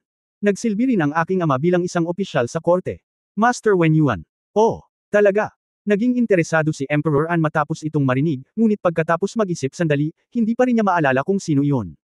Siyempre, hindi masisisi si Emperor An dito. Marami siyang dapat gawin araw-araw, at ang Wen Yuan University Shikai ay isang opisyal na posisyon sa ika-4 na baitang, at marami ang nasa korte. Paano niya ito naaalala ng malinaw? Pagkatapos ng mahabang pag-iisip tungkol dito, sa wakas ay kinailangan kong sumuko. Sa oras na ito, agad na tumayo ang tagapagligtas na si Wang Zutong, kamahalan, ito ay si Chen Guojiong, isang bachelor ng Wen Yuan. Bumalik siya sa kanyang bayan sa loob ng maraming taon. Oh, si Chen Guojiong pala. Tumango si Emperor An, ang iyong ama kalimutan mo na, sabihin mo pa rin sa akin kung ano ang iniisip mo. Obviously, hindi pa rin niya naaalala kung sino si Chen Guojiong, at niayaw niyang gampanan ang role. Kamahalan, ayon sa nakaraan, kung mabibigyan mo ako ng bachelor ng Bohei, masisiyahan ako. At ipinapangako ko sa iyong kamahalan, kung ako ay naging bachelor ng Bohei, tiyak na. Okay, kung gayon ako ay magiging isang bachelor ng Bohei. Tila hindi interesadong makinig sa mga ambisyon ng Hongho ni Chen Jianan, pinutol siya ni Emperor An sa tamang oras. Salamat, kamahalan. Ngunit si Chen Jianan ay nasisiyahan pa rin at mabilis na lumuhad at yumuko. Okay, kung ganoon, tumayo na tayo. Ang pagtawag kay Chen Jianan ay isang formalidad lamang. Ang bida ngayon ay si Jing Zi, at alam na alam ito ng mga opisyal ng sibil at militar sa dinastiya, kaya kinuha ni Emperor An si Chen Jianan sa lalong madaling panahon. Mag-ayos at hayaan mo na siya. Kabanata 279, Pagbibigay ng opisyal, ikatlong update. Pagkatapos ay bumaba, tama. Akala ni Chen Jianan ay mali ang narinig niya, ngunit nang tumingin siya kay Jing Zi, nakatayo pa rin siya roon. Si Emperor An ay hindi kailanman nakausap sa kanya mula simula hanggang wakas. Medyo natarante siya. Hindi ko alam kung labis siyang pinahahalagahan ni Emperor An o labis na hinamak si Jing Zi. Pagkatapos ay naisip ko ito, at naisip na marahil ito ay dahil siya ang nauna sa pangkalahatang pagsusuri. Maaari siyang pumili ng doctorate sa Teizo o bachelor's degree, at tatanungin siya ni Emperor An. Gayunpaman, walang opisyal na opsyon si Jing Zi. Nang mabigyan siya ng opisyal na posisyon, direktang nakipag-ugnayan siya kay Jing Zi. Dinala mo ba ito sa iyo? Sa pag-iisip nito, hindi ako nasasabik. Salamat, kamahalan. Muli niyang sabi, at saka hinayla si Jing Zi na tulala. Fair na. Ha! Sumulyap si Jing Zi sa kanya, saan pupunta? Hiniling sa amin ng iyong kamahalan na umatras. Nagpakitang gilas si Chen Jianan sa mahinang boses, sa korte, kailangan mong matutunang alamin ang kahulugan ng kanyang kamahalan. Hindi ka ba nakinig? Ang opisyal na posisyon na ibinigay sa atin ng kanyang kamahalan ay ang Bachelor of Bohei. Ngayon, tumayo na tayo. Si Jing Zi ay tumingin sa kanya na parang tanga, umiling at sinabing, umalis ka, aalis ako, may mga taong hindi magiging masaya. WHO. Shen. Kaina-hinalang tanong ni Jianan, iniisip pa rin na nagiging sentimental ka. Nakita ni Emperor An si Chen Jianan na nagbubulungan ng kung ano-ano kay Jing Zi, at medyo hindi nasisiyahang sinabi, hindi ba't hiniling ko sa iyo na umatras? Nang matapos siyang magsalita, naglakad si Sui Shouyuan. Grand Bachelor Chen, umalis na tayo. Oh, okay. Si Chen Jianan ay inakay palabas ni Sui Shouyuan, at nilingan niya si Jing Zi, pakiramdam na tila iba ang mga bagay sa kanyang naisip. Bago siya makalabas, muling nagtanong si Emperor An, Jing Zi, anong opisyal na posisyon ang gusto mo? Kamahalan, wala akong gaanong alam sa mga opisyal na posisyon. Ang lahat ay naiwan sa kaayusan ng iyong kamahalan. Matapos marinig ito, si Chen Jianan ay sumangot ng malamig. Ang sabi ko sa iyo kagabi ay nagpipiano ako sa iba, pero ngayon sinasabi mo na wala kang masyadong alam tungkol dito. Hintayin mo lang pagtawanan. Ngunit si Emperor An ay malayo sa pagiging mabilis at direktang gaya noong kausapin niya si Chen Jianan. Sa halip, muli siyang nagtanong, paano ang opisyal na titulo? Ang opisyal na titulo, hindi bababa sa ikalimang ranggo o mas mataas, tama ba? Ito ang narinig ni Chen Jianan bago lumabas. Napabuka ang bibig niya sa huling pangungusap. Hindi niya talaga maisip kung bakit napakatapang ni Jing Zi pagdating niya sa court. Sa totoo lang, gusto niyang manatili at patuloy na makinig. Bakit si Jing Zi ang sisisihin ni Emperor An sa pagiging open-minded? Sa huli, baka hindi man lang siya makakuha ng bachelor's degree sa Bohei. Sa pag-iisip nito, lalo siyang naging masaya. Hindi siya umalis sa palasyo, ngunit tumabi, naghihintay na lumabas si Jing Zi at pagtawanan siya. Kung anong klaseng opisyal na posisyon ang ibibigay sa iyo, talagang napag-usapan na ito sa korte bago nagsimula ang huling pagsusulit sa martial arts, ngunit hindi pa nagkakaroon ng kasunduan. Sumulyap si Emperor An kay Jing Zi, ngunit noong huling pagkakataon, sinabi ni Zhu Aiqing na dapat kang gantimpalaan para sa pagkapanalo sa unang pwesto sa Poetry Society, at dapat kang gantimpalaan para sa pagkapanalo sa ikatlong prinsipe ng Southern Qi. Ang mungkahi ko ay bigyan ka ng opisyal na posisyon ng ikalimang ranggo o mas mataas, at natalo mo ang Southern Qian Xiu Army kahapon, hindi masyadong matindi ang kahilingan na ito sa kompetisyon. Sa isang pangungusap, itinakda ang tono. Ang mga ministro sa korte ay walang gaanong pagtutol dito. Inaasahan nila na si Jing Zi ay gagawaran ng mas mataas na opisyal na posisyon. Pagkatapos ng lahat, paulit-ulit siyang gumawa ng mga pambihirang tagumpay. Ang tanging pinagtataka nila ngayon ay kung kaninong kampo ang pinili niya. Ngunit bumangon ang pagsalungat. Kamahalan, hindi. Natural, si Bai Qingyuan, ang gang ang inihanda. Hindi pwede. Alam mo namang hindi pwede araw-araw. Dahil ba hindi ka magkaanak dahil hindi okay? Kapag lumitaw ang troll, natural na hindi papayag ang troll na maging malungkot. Upang maakit si Jing Zi sa kanyang kampo, si Yu Sheng ay naghihirap mula sa walang pagkakataong gumanap, kaya tumalon si Bai Qingyuan ayon sa gusto niya. Mr. Yuguo, mas mabuting bigyan mo ng pansin ang iyong mga salita. Ang tinatalakay natin ngayon ay isang malaking bagay na may kaugnayan sa bansa at bansa ng Angguo. Galit na sabi ni Bai Qingyuan. Isang malaking kaganapan sa Jiangshan Sheji. Sa kakayahan ni Jingzi, kung talagang isa sa alang-alang mo ang Angwo, hindi ka dapat tumutol. Malamig na sumangot si Yu Sheng, iniisip pa rin sa kanyang puso, mas mabuting tumutol si Bai Qingyuan, sa estilo ng iba, talagang ayaw kong mawalan ng mukha sa korte at makipagtalo kay Bai Qingyuan. Iba siya. Patuloy niyang hahabulin si Bai Qingyuan at pagagalitin siya, umaasang makikita ni Jingzi ang kanyang sinseridad. Matapos tingnan si Jingzi, naramdaman ni Yu Sheng ang pagmamalaki. Namula ang mukha ni Bai Qingyuan, at bumantong hininga siya sa kanyang puso. Tuwing ganito, mag-isa siyang lumalaban. Nakaramdam na siya ng pagod, at lihim din niyang iniisip, dapat na ba siyang umatras sa likod ng mga eksena pagkatapos ng lahat ng ito? Kung papagalitin siya ng maraming beses, matatakot siyang mawalan ng buhay. Kamahalan. Hindi na siya tumingin kay Yu Sheng, ngunit lumingon kay Emperor An. Ang kakaiba ay kapag ang panukala ni Emperor An ay tinutulan ni Bai Qingyuan, si Emperor An ay laging nakasimangot at bumantong hininga, ngunit ngayon si Emperor An ay hindi pangkaraniwang nakangiti. Bai Aiking, sabihin mo lang sa akin kung ano ang iniisip mo. Sandali itong pinag-isipan ni Bai Qingyuan, ngunit wala siyang maisip na dahilan, kaya't sinabi niya, kamahalan, sinabi ng ministro kahapon sa hunting ground. Bago magsimula ang kompetisyon kahapon, sinabi ni Bai Qingyuan na hiniling ni Jingzi kay Emperor An na parusahan siya dahil masyado siyang walang ingat, at hiniling kay Emperor An na bigyan siya ng opisyal na mas mababa sa ikalimang ranggo. Ngunit pagkatapos marinig ito, ikinaway ni Emperor An ang kanyang mga kamay at sinabing, Bai Aiking, huwag mong banggitin ang sinabi mo kahapon. Bagamat walang ingat si Jingzi, hindi ba pumunta rito ang ikatlong prinsipe ng Southern Qi upang tingnan ang mga biro ni Anguo? Bukod pa rito, kahit na sinalungat ni Jingzi ang mga ito, sa huli siya ang mga merito ng pagtataboy sa hukbo at hindi bababa sa natataboy ang yinlurit, ang mga demerits ay pantay, kaya paano natin siya mapaparusahan? Bagamat malabo ang sinabi ni Andy, wala sa mga ministrong naruroon ang mga hanggal. Pagkatapos ng maingat na pagsasaalang-alang, nalaman nila kung ano ang sinasabi ni Bai Qingyuan. Nagkaroon agad ng maraming talakayan sa korte. Medyo napahiya si Bai Qingyuan, ngunit itinaas pa rin ang kanyang ulo at pinanatili ang huling katigasan ng ulo ng isang master. Kamahalan, sa loob ng mahigit 50 taon mula noong itinatag natin ang bansa, hindi kailanman nagkaroon ng president ng direktang pagtataguyod ng mga karaniwang tao sa ranggo ng mga opisyal ng ikalimang ranggo. Maging ang dating Zhou Shiren, na sobrang talino at may kaalaman, at nagkaroon ng pambihirang karanasan sa buhay, ay hindi nabigyan ng she is a 6th grade official. Sinabi ni Bai Qingyuan, gamit ang Zhou Shining bilang isang halimbawa. Teifu Bai, magkaiba ang sitwasyon natin at hindi natin sila may kukumpara. Pagdating sa mga bagay na kinasasangkutan ng kanyang nakababatang kapatid, nag-walk out si Zhou Shining. Nang mabigyan ako ng opisyal na titulo, ito ay dahil nanalo ako sa unang pwesto sa Mid-Autumn Poetry Society, at bilang panuntunan, dapat ay ginawaran ako ng titulong Bachelor of Bohei. Pinahintulutan ako ng kanyang kamahalan na matanggap sa Zhongshu. Napakabuti nito sa akin.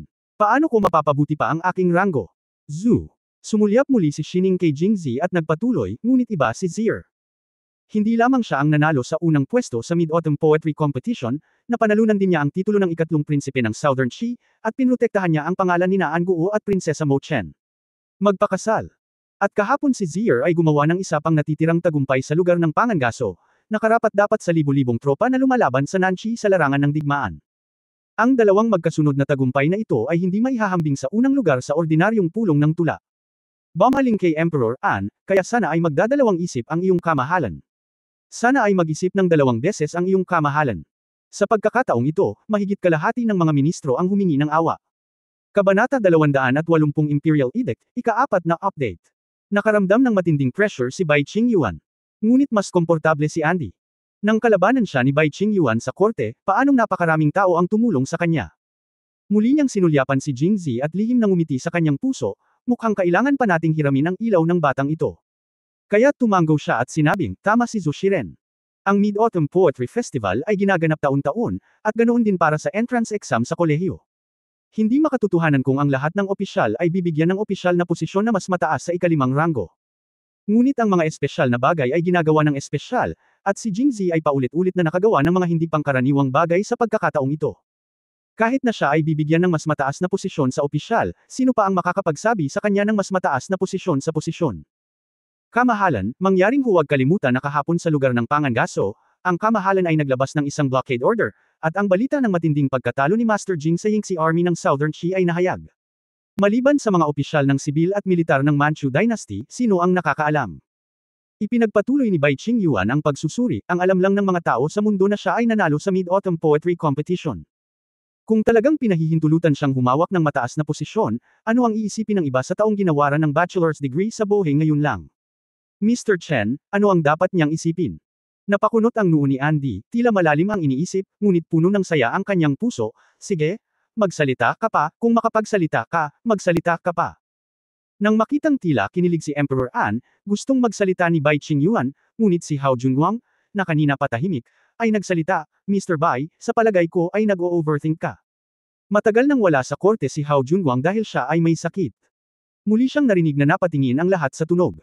Naniniwala akong nabasa na ninyong lahat ang mga tula ni Mr. Jing. Kahit na hindi nito binibilang ang kanyang mga nagawa gaya ng pagkatalo sa ikatlong prinsipe ng Southern Qi at pagkatalo sa Yinlu Army, at iba pa. Sa mga tula lang, ano sa palagay ko ang mabibigyan siya ng opisyal na posisyon sa ika-5 baitang? Huwag mong sabihin iyan. Hindi ako utol sa ika-4 na baitang. Sa 5 higanti sa korte ng Angwo, mayroong 2 martial arts at 3 lingkod sibil. Kabilang sa 3 lingkod sibil, ang punong ministro na si Zutong ay mula sa neutral na paksayon, ang Teifu Bai Qingyuan ay mula sa pangkat ng Xianguang, at tanging ang guro ng prinsipe na si Hao Junguang ay kumakatawan ito hindi lamang sa pangkat ng Donggang, kundi pati na rin sa karamihan ng mga tagapaglingkod sibil. Kaya nang marinig niya siyang magsalita, halos kalahati ng mga lingkod bayan sa korte ang nagsimulang sumang-ayon. Napakaganda ng talento ni Master Jing. Ang talento ni Master Jing ay bihira sa mundo. Ang paghahanap ng isa pang water melody singer ay kasing hirap ng pag-akyat sa langit. Si Master Jing ay may sapat na natutunan upang maging isang master. Marahil ito ay upang suportahan si Hao Junguang, o marahil ay pareho ang kanilang naisip at nadama na si Jing Zi ay kwalipikado para sa isang opisyal na posisyon sa ika-5 ranggo batay sa kanyang talento at pag-aaral lamang. Nang makitang tumayo din si Hao Junguang para magsalita para kay Jing Zi, medyo nabalisa si Yu Sheng at agad na tumayo. Tama si Master Hao. Ngunit ang mga tula na ito ay maaaring isulat anumang oras, ngunit ang mga talento ng militar ni Jing ay hindi dapat sayangin kung tutuusin. Kung tutuusin, ang mga tula at liriko ay hindi makapagliligtas sa bansa, ngunit ang kapangyarihang militar ay makapagpapalakas sa bansa at makapagliligtas sa bansa.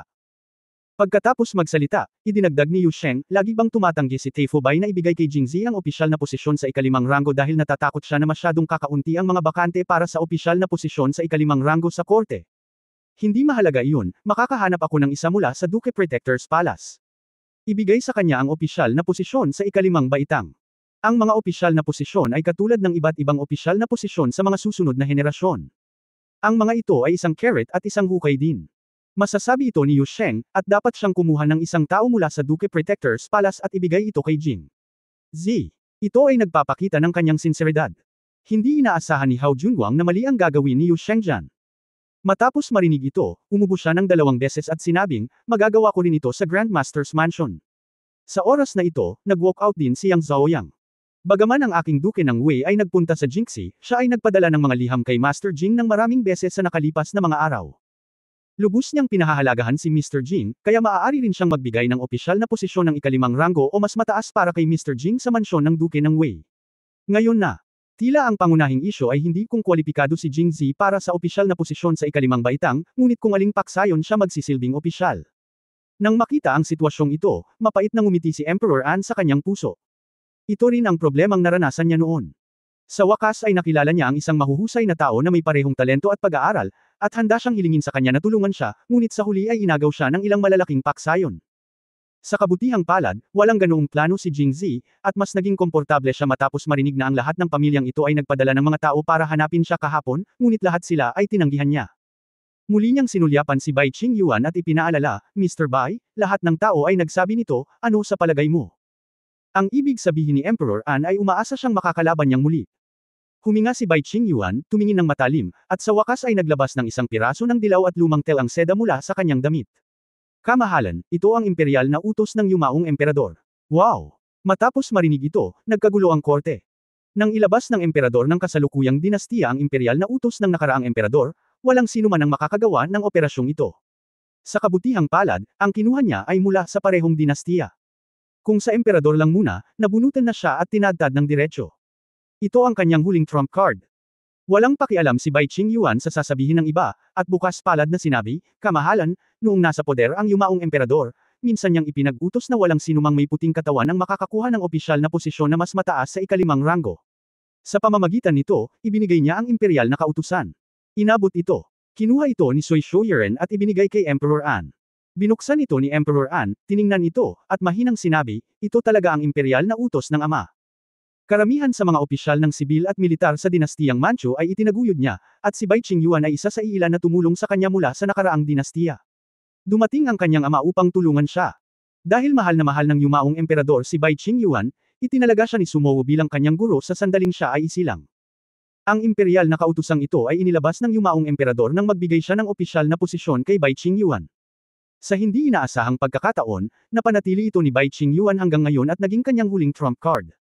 Sa sandaling sinabi ni Emperor An ang mga salitang ito, tumahimik ang ibang mga ministro. Paano mo masasabi ito? Pinilit nitong umalis ang dating emperador, sino ang maglakas loob na magsabi? Nagagawa ko lang magmura ng walang hiya sa puso ko. Maingat na inalis ni Emperor An ang imperial na utos at hiniling kay Sui Shouyuan na ibigay ito kay Bai Qingyuan. Pagkatapos ay tumingin siya kay Jingzi at sinabing, ayon sa sinabi ni Bai Aiking, ang opisyal na posisyon na ipinagkaloob kay Jingzi ay hindi maaaring mas mataas kaysa sa ikalimang ranggo. Jingzi, ano sa palagay mo? Diretsyong sabi ni Jingzi. Ikanaway niya ang kanyang mga kamay at sinabing, kamahalan, iniisip ng mga karaniwang tao na hindi na kailangang mag-abala ng labis. Ang mga karaniwang tao ay nanalo sa unang pwesto sa Poetry Association, pinatay ang pinakamakapangyarihang mandirigma ng Southern Qi, at natalo ang Silver Thread Army ng Southern Qi. Hindi nila alam kung paano ako galit. Gusto nila akong patayin, ngunit ang resulta ay, oh, huwag na nating pag-usapan. Si Jingzi, na napakahusay sa pag-arte, ay malinaw na nagpahayag ng kanyang pagkadismaya, kamahalan, hindi na kailangang ibigay ang opisyal na posisyong ito, maliligtas nito ang lahat ng problema. Sabi niya at sumulyap kay Bai Qingyuan. At sa wakas ay nagsabi, bakit hindi gantimpalaan ng iyong kamahalan ang mga karaniwang tao ng kaunting pera, at hayaang kunin ng mga karaniwang tao ang pera upang malayang maglakad sa mga ilog at lawa, at iligtas ang mga tao ng Southern Qi mula sa pagtitig sa kanila. Sabi ni Jingzi na may malungkot na mukha, na para bang gusto niyang gumamit ng pera para magpakasaya sa oras, hindi ko alam kung kailan ako papatayin ng mga taong pinadala ni Nanchi. Ang mga ministro na kausap lang ni Jingzi ay labis na ikinalulungkot nang makita nila ito. Naisip nila na ang isang taong nakagawa ng magagandang tagumpay para sa Angwo ay nauwi sa ganito sa huli. Napakalungkot noon. Si Zutong, na tahimik hanggang ngayon, ay tumayo din sa oras na ito. Kamahalan, bagamat ang imperial na kautusang ito ay itinatag ng yumaong emperador, ito ay binanggit sa loob ng ilang taon. Talaga bang naaangkop ito sa kasalukuyan? Kung mangyayari ito ay magpapalamig sa puso hindi lamang ni Jingzi, kundi pati na rin ng mga scholar at ng mga taong gustong gawin ito para sa buong kaharian ng Anan. Ang puso ng mga taong naglilingkod sa ating bansa. Gatlang M. End of this chapter. For more updates, click on the notification bell.